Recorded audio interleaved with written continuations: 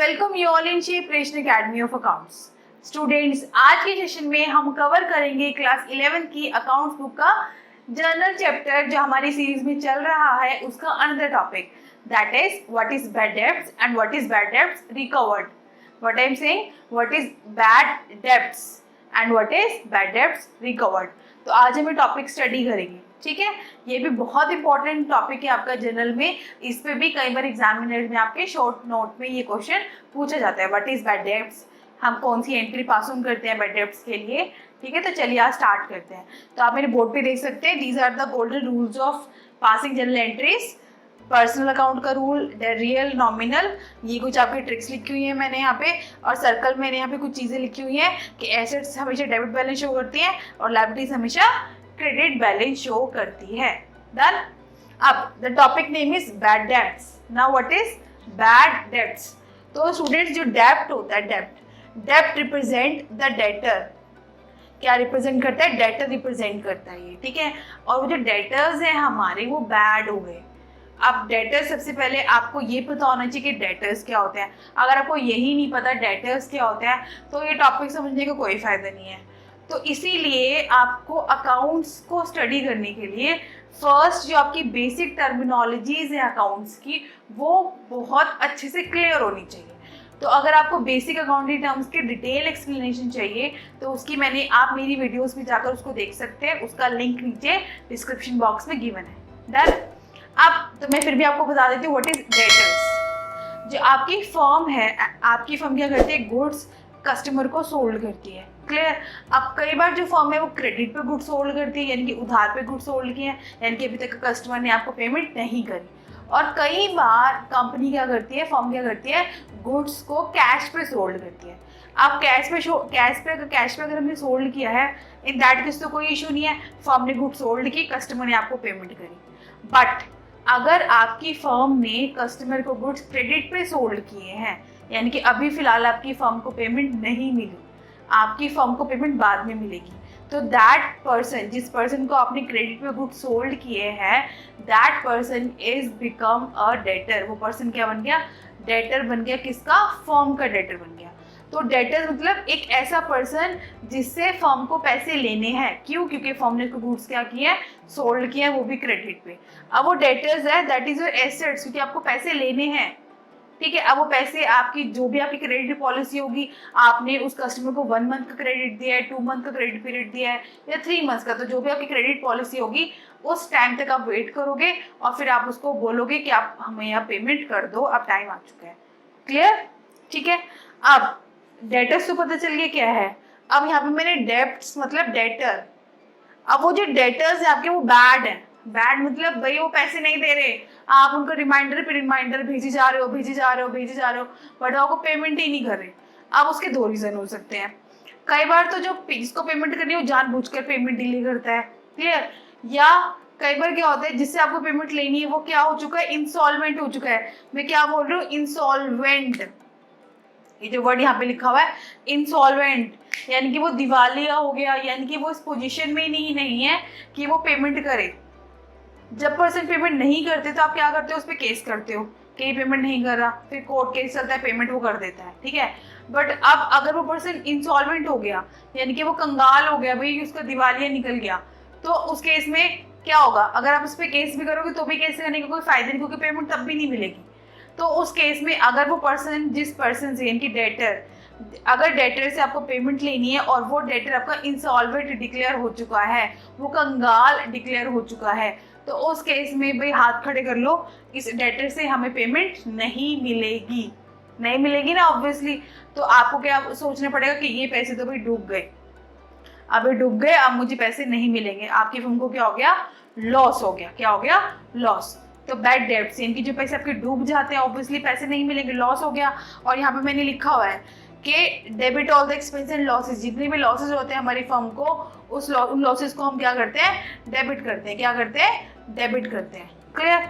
तो bad debts is the loss, और loss को क्या करेंगे? डेबिट करेंगे। यानी कि आपको पता होना चाहिए कि बैड डेब्ट्स को हम हमेशा डेबिट करते हैं। तो बैड डेब्ट्स की जनरल एंट्री पास ऑन करने के लिए मैंने यहाँ पे एक एग्जाम्पल लिखा है, तो फटाफट अपनी नोटबुक और पेन निकाल लीजिए। हम ये एग्जाम्पल सॉल्व करेंगे in the books of general entry. Clear students? तो चलिए यहाँ पे मैंने 2 जनरल एंट्रीज लिखी है और यहाँ पे मैंने जनरल का फॉर्मेट बना रखा है date, particular, LF ledger folio as you know, debit and credit, rupees rupees journal. Clear. अब फर्स्ट एंट्री हम स्टडी करते हैं। Ravi who owed us rupees 10,000 is declared insolvent and 30 पैसा in a rupee is received from his estate. Ravi who owed us यानी कि रवि का कर्ज था, मतलब रवि के ऊपर कर्ज था फर्म का, यानी कि हमें रवि से 10,000 रुपीज लेने थे, वो क्या डिक्लेयर हो गया, इंसॉल्वेंट डिक्लेयर हो गया, वो कंगाल घोषित किया जा चुका है, यानी कि अब हमें उससे पैसे नहीं मिलेंगे। बट फिर भी उसने हमें 30 पैसा इन रुपी, 30 पैसा इन रुपी का मतलब ये है कि उसने हमें 30% एटलीस्ट दे दिया फ्रॉम हिज स्टेट, हमें उससे 30% मिल गए। सपोज उसकी कोई प्रॉपर्टी होगी वो बिकी तो उससे हमें पैसे मिल गए, ठीक है। तो वो चलो रीजन कोई भी हो, आपको ये पता है कि 10,000 में से भी 30% यानी कि 10,000 का 30% 3,000 आपको मिल गए। अब 10 में से 3 मिल गए, बाकी के 7,000 डूब गए भाई, वो नहीं मिलेंगे किसी तरीके से। तो ये क्लियर हो गया कि डेटर था, पैसे लेने थे 10,000, 30% इन रुपी का मतलब है कि 30% आपको मिल चुके हैं, 3,000 आपको मिल चुके हैं, बाकी के 7,000 रुपये डूब गए। अब इसको कैसे एंट्री को पास ऑन करेंगे? सी स्टूडेंट, सबसे पहले आपके पास कैश कितना आया है, व्हाट कम्स इन, 3,000 रुपये आए हैं, तो जो भी आती है what comes in, cash comes in, तो कैश को डेबिट करेंगे। तो मैं सबसे पहले यहाँ पे एंट्री पास ऑन करती हूँ, January 1 cash account debit. Cash कितना है? 3,000 रुपये लिखा ना, 10,000 का 30% आपके पास कैश आ गया है एंड 7,000 रुपीज डूब गए। अब डूब गए, लॉस है, और लॉस क्या होता है आपका? डेबिट होता है। तो यहाँ पे मैं बैड डेब्ट्स को भी डेबिट कर दूंगी, बैड डेब्ट्स अकाउंट डेबिट। कितने डूब गए? 7,000। और ये पैसे मिलने किससे थे? रवि से। कितने मिलने थे? 10,000 रुपीज। क्लियर? ये एंट्री क्लियर है आपको कि और रवि यहाँ पे इससे क्रेडिट क्यों किया ये भी देख सकते हैं कि रवि आपका गिवर है और जो गिवर है उसको क्रेडिट करते हैं, ठीक है। वो और दूसरे तरीके से भी देख सकते हैं, रवि से आपको पैसे लेने थे तो रवि इज योर एसेट्स। अब रवि ने पैसे दे दिए, एसेट्स आपकी कम हो गई, एसेट्स डिक्रीज होती है तो हम क्या करते हैं? क्रेडिट करते हैं। तो ये भी रीजन है, यानी कि अपनी एंट्री को चेक कर लिया दोनों तरीकों से, रूल्स की हेल्प से भी और इन ट्रिक्स की हेल्प से भी। Clear students? तो ये क्लियर है आपको कि रवि से आपको 10,000 रुपीज लेने थे, उसे 3,000 रुपये कैश हमें दे चुके हैं, बाकी उससे कोई उम्मीद नहीं है मिलने की, और 7,000 रुपये हमारे डूब गए। तो bad debts account debit. Clear? अब नरेशन लिख दो, for cash received from Ravi, या आप और भी डिटेल में अगर नरेशन लिख जाते तो वो भी लिख सकते हैं। देन ये एंट्री क्लियर है आपको, बैड डेब्ट्स वाली एंट्री, ये बहुत इंपॉर्टेंट है। हाँ सी स्टूडेंट्स, अगर आपको ये लिखा होता कि Ravi who owed us 10,000 rupees and declared insolvent and nothing is received from his state, जैसे अगर मैं यहाँ से इसको रब कर दूं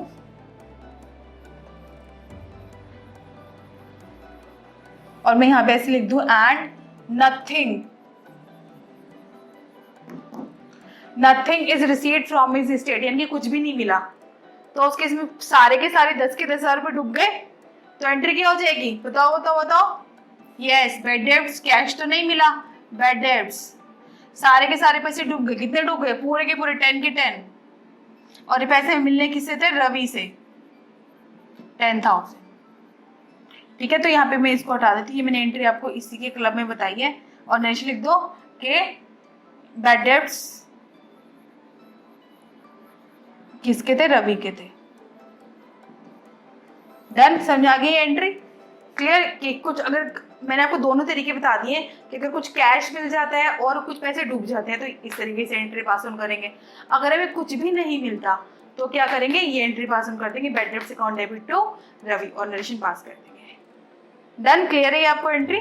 तो चलिए move on to the next entry. अब कई बार क्या होता है, जो पैसे आपके डूब जाते हैं फिर धीरे धीरे आपकी उस पर्सन की अगर पोजीशन ठीक हो जाती है और वो इस कंडीशन में आ जाता है कि फर्म को पे कर सके, तो कई बार क्या होता है, जो डूबा हुआ पैसा होता है कंपनी को वो मिल जाता है, तो उसको बोलते हैं bad debts recovered. What I am saying, bad debts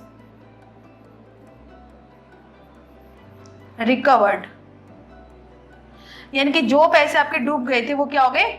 recover हो गए, bad debts recovered, bad debts जो डूब गए थे वो रिकवर हो गए। अब जैसे आप इस एंट्री में देख सकते हैं, received 7,000 from Ravi which were return of as bad debts in the previous year, यानी कि आपको 7,000 रुपये रवि से मिल चुके हैं और ये 7,000 रुपये वो पैसे हैं जो पिछले साल डूब गए थे, यानी कि लास्ट ईयर आपने इसकी बैड डेब्ट्स वाली एंट्री कर दी थी, ये वाली एंट्री कर पास होना ऑलरेडी कर चुके हो, बट वो पैसे आपको मिल गए। यहाँ पे आपको ऐसे नहीं कि नॉर्मल तरीके से पैसे मिले हैं, मतलब नॉर्मली पैसे मिले, आपको पैसे लेने थे नहीं मिले, यहाँ पे जो पैसे पिछले साल डूब गए थे वो मिले। यहाँ पे उसने स्पेसिफिकली क्लियरली बताया है स्टूडेंट्स आपको कि which were return of as bad debts in the previous year, जो पैसे प्रीवियस ईयर में डूब चुके थे वो मिले आपको। अब पैसे मिले तो what comes in, cash comes in, तो एंट्री लिखेंगे कैश अकाउंट डेबिट, कैश आ गया, और कहां से आया है, to bad debts recovered account, यानी कि जो पैसे डूब चुके थे वो मिल चुके हैं आपको, to bad debts recovered account. Amount लिख दो, दैट इज 7,000 एंड 7,000। अमाउंट लिख दो, received from Ravi amount which is bad debts and now recovered. Entry लिखना बहुत इंपॉर्टेंट है, तो आपको ये एंट्री क्लियर होगी व्हाट इज कि हम बैड डेब्ट्स की कौन सी एंट्री पास ऑन करते हैं। यहाँ पे को ये ध्यान रखना है, ये वर्ड्स बैड डेब्ट्स रिकवर्ड, ये इंपॉर्टेंट एंट्रीज है यहाँ पे। Clear, done. तो आई होप आपको ये जो टॉपिक है कि व्हाट इज बैड डेब्ट्स का मीनिंग क्या होता है, बैड डेब्ट्स के केस में कौन सी जनरल एंट्री पास ऑन करते हैं, what is bad debts recovered, bad debts recovered के केस में कौन सी एंट्री पास ऑन करते हैं, ये आपको अच्छे तरीके से क्लियर हो गई हो। बट स्टिल अगर आपको फिर भी कोई डाउट है तो आप नीचे मुझे कमेंट सेक्शन में लिख सकते हैं। Thank you students. आपको अगर मेरी वीडियो पसंद आई हो तो प्लीज़ इसे लाइक करिए, सब्सक्राइब करिए, अपनी फ्रेंड्स के साथ शेयर करिए and also press the bell icon. Thank you students, good luck.